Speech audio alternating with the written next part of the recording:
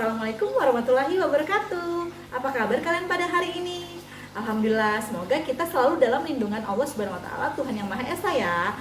Nah, anak-anak, perkenalkan nama Bunda Jumria. Hari ini Bunda akan menceritakan sebuah kisah yang menarik untuk kalian. Nah, kira-kira ada yang tahu nggak ya kisahnya tentang apa? Tentang ini nih yang ada dalam akuarium. Iya, benar. Kisah tentang ikan. Ikan berenang di laut. Ikan berenang di laut. Ya, kisah tentang ikan yang berjudul Ikan Berkepala Emas. Nah, kira-kira kisahnya seperti apa ya? Dan dongeng ini bersumber dari Indonesian Fairytale. Nah, disimak ya, dan jangan lupa duduk yang manis. Nah, pada zaman dahulu kala di sebuah kerajaan yang megah, rajanya sedang bersedih. Dia bersedih karena dia mengalami sakit yang sangat parah hingga penglihatannya jadi terganggu. Semua dokter sudah mencoba untuk menyembuhkannya, tapi tidak membuahkan hasil anak-anak. Hingga suatu ketika ada seorang pria parubaya yang mendatangi kerajaan tersebut. Dia mengatakan bahwa dia dari kerajaan di seberang pulau. Dia mengatakan bahwa dia adalah dokter yang dapat menyembuhkan berbagai macam penyakit. Nah, dia pun memeriksa kondisi sang raja. Dia mengatakan bahwa sakit raja ini cukup parah, namun bisa disembuhkan. Dan penglihatannya dapat kembali dengan cara mengolesinya sebuah salep. Tapi salepnya harus terbuat dari air mata ikan berkepala emas. Nah, mendengar penjelasan dokter, anak si raja, si pangeran, berusaha untuk mencari ikan berkepala emas tersebut. Nah, tapi si dokter memberikan syarat bahwa ikan berkepala emas tersebut adanya di dasar laut yang sangat dalam. Nah, dan si dokter mengatakan bahwa waktunya hanya 100 hari.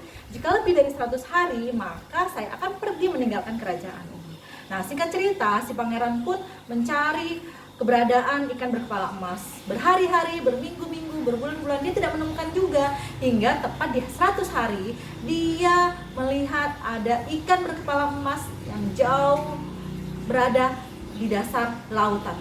Dengan semangatnya, dia pergi mengambil ikan tersebut dan menangkapnya. Dan akan dibawa ke daratan. Sesamanya di darat, dia melihat ikan tersebut, merasa ketakutan, merasa sedih. Dia tidak mau diambil oleh si pangeran. Nah, pangeran pun merasakan kesedihan yang dirasakan oleh si ikan. Nah, melihat hal tersebut, ikan pun berpikir, ini sudah hari yang 100. Walaupun saya berhasil mendapatkanmu dan mengantarkanmu ke kerajaan, dokter pasti sudah tidak ada di sana. Karena jarak tempuh antara lautan dan kerajaan sangat jauh. Dan itu akan sia-sia dan itu akan membuatmu terluka, kata si pangeran. Pangeran pun tidak berpikir panjang lagi, dia pun langsung mengembalikan ikan tersebut ke lautan. Singkat cerita, si pangeran kembali ke kerajaan. Nah, pangeran bercerita kepada raja apa yang terjadi. Raja pun murka mendengar penjelasan dari si pangeran. Kenapa engkau melakukan hal itu? Raja langsung menyuruh pengawal untuk membawa si pangeran ke ruang bawah tanah. Nah, si bunda, sang ratu, bersedih dengan kemarahan sang raja. Dia pun malam-malam menyusup mendatangi si anaknya, si pangeran.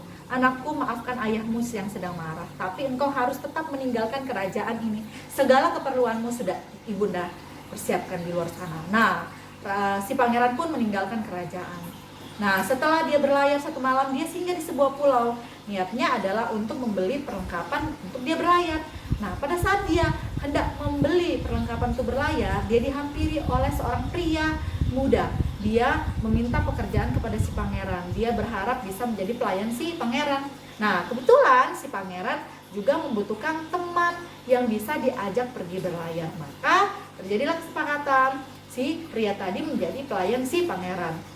Maka mereka pun berlayar berhari-hari, berminggu-minggu, berbulan-bulan. Mereka mengarungi lautan lepas hingga mereka melihat suatu tempat yang sangat indah. Mereka pun berniat untuk singgah, untuk mencari penginapan dan beristirahat sejenak. Nah, pada saat mereka sudah menemukan penginapan tersebut, si pemilik penginapan bercerita bahwa anak dari raja di kerajaan ini sedang mencari seorang suami. Tapi suaminya ini adalah suami yang ke-193. Hah? Pangeran pun kaget. Hah? Kenapa bisa sebanyak itu? 193. Nah, si pemilik penginapan terus bercerita bahwa kenapa sampai sebanyak itu, karena setiap orang yang dinikahi tepat pukul 12 pasti akan meninggal.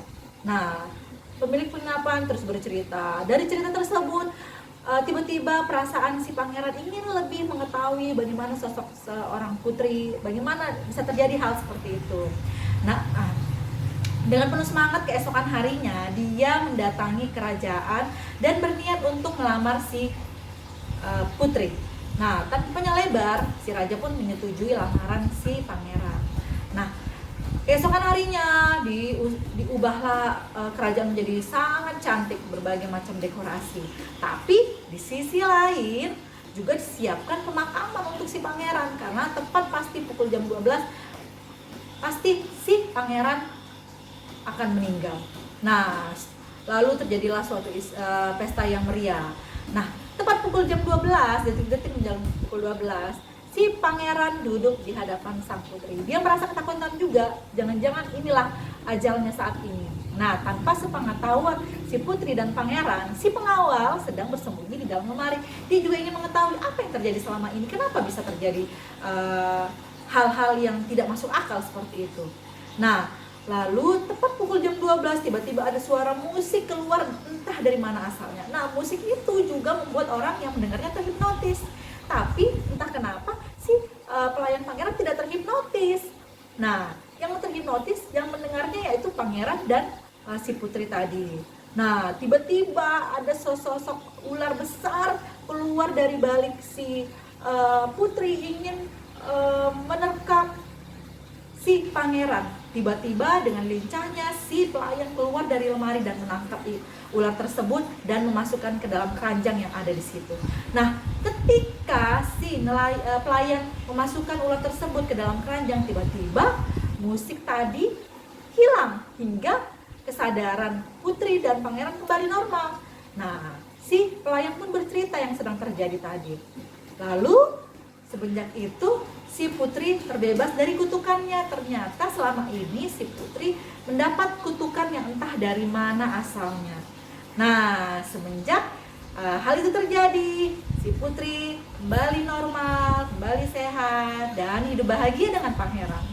Nah, suatu ketika ada utusan dari kerajaan tempat pangeran dulu berasal. Dia mengabarkan bahwa raja sedang ingin meminta maaf kepada pangeran. Sang raja sudah kembali sehat, penglihatannya sudah kembali. Dia ingin pangeran kembali ke kerajaannya.